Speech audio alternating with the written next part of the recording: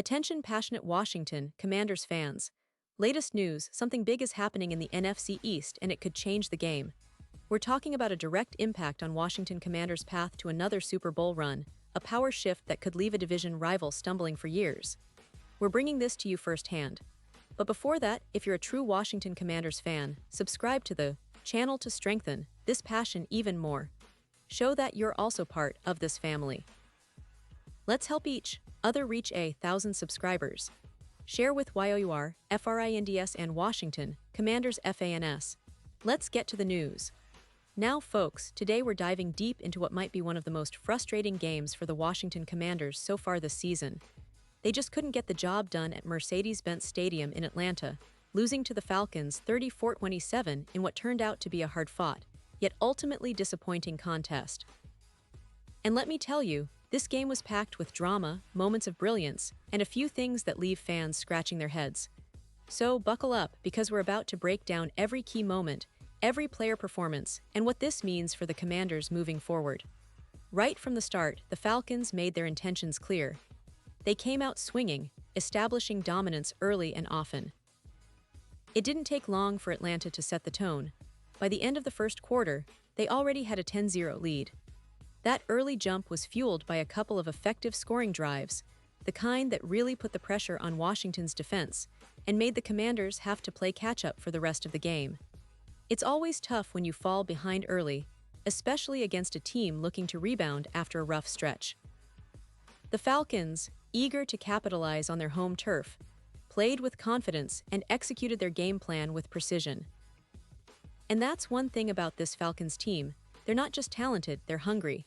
After a tough stretch that saw them shut out in a previous game, they were determined to show they could bounce back. The Commanders, meanwhile, faced significant hurdles from the outset. Key players were missing, including quarterback Jaden Daniels, whose absence was felt on both sides of the ball. Wide receiver Terry McLaurin also sat out, which was a big blow considering his role as a primary target. Still, Washington fought valiantly, trying to keep the game within reach. As the game progressed, you could see the Commanders trying to rally.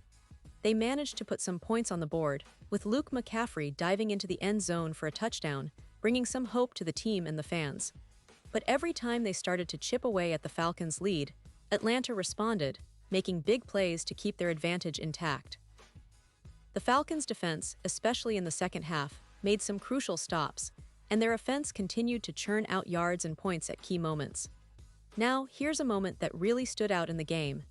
In the third quarter, with the Commanders trailing, second-year cornerback Mike Sainristil made a huge play, an interception that gave Washington a golden opportunity to shift the momentum. And they took advantage.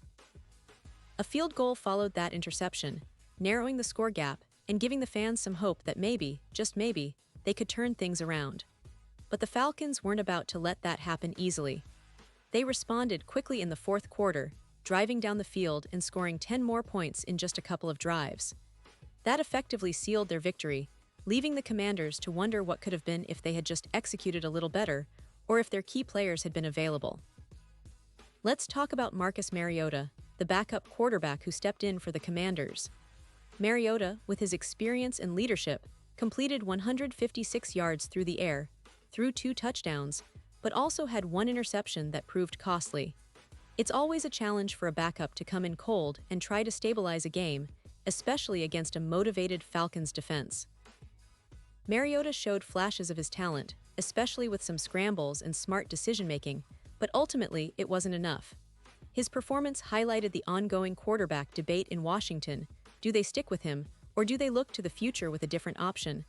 That's a question many fans and analysts are pondering right now. On the ground, Chris Rodriguez Jr. was the standout, rushing 7 times for 59 yards.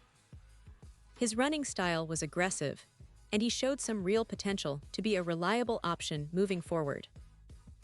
Wide receiver Deebo Samuel also made his mark in the passing game, hauling in 6 receptions for 72 yards and a touchdown. His performance was a bright spot on an otherwise tough day for the offense.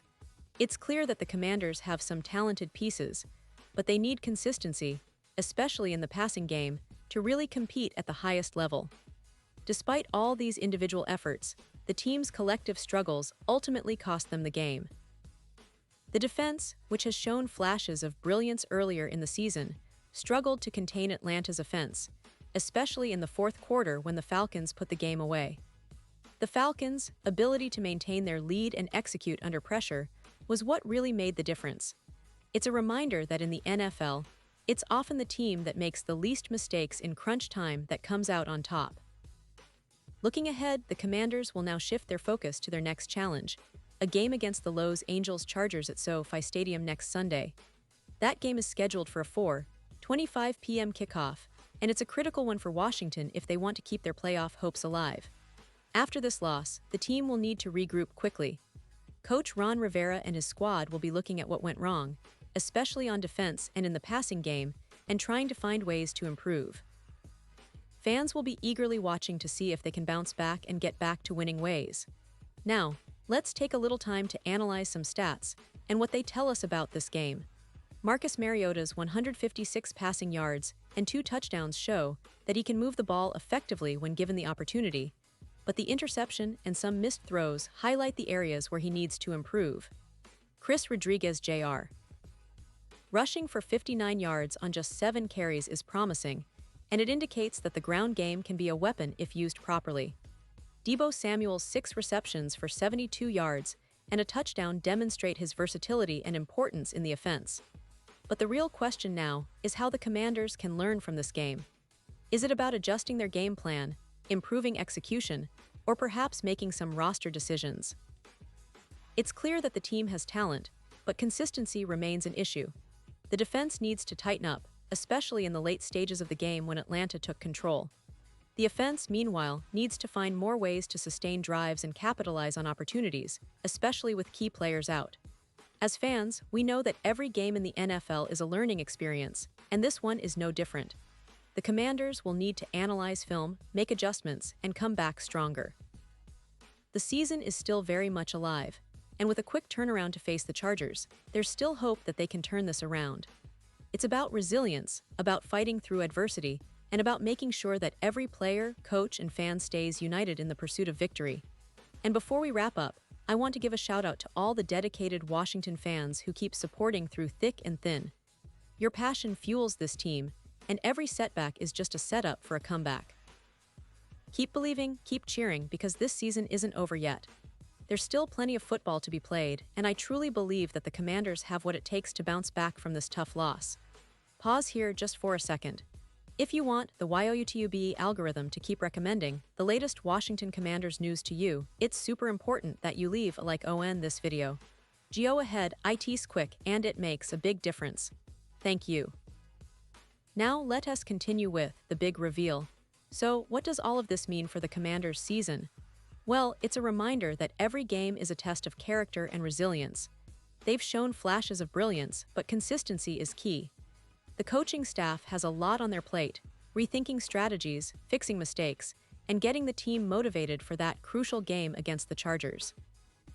That matchup next Sunday is more than just another game. It's a statement game, a chance to prove that they're still contenders and that this loss was just a bump in the road. Looking at the NFC East as a whole, this game adds another layer of intrigue. The division has been competitive all season, with each team fighting for supremacy. The Commanders know that if they want to climb back into playoff contention, they have to learn from setbacks like this one and come back stronger. The Falcons, on the other hand, have gained confidence after this win, especially with Darnell Mooney sidelined due to a hamstring injury. His absence hurts the Falcons' passing attack, but they managed to rally and close out the game. It's always a reminder that injuries are part of the game and depth is crucial.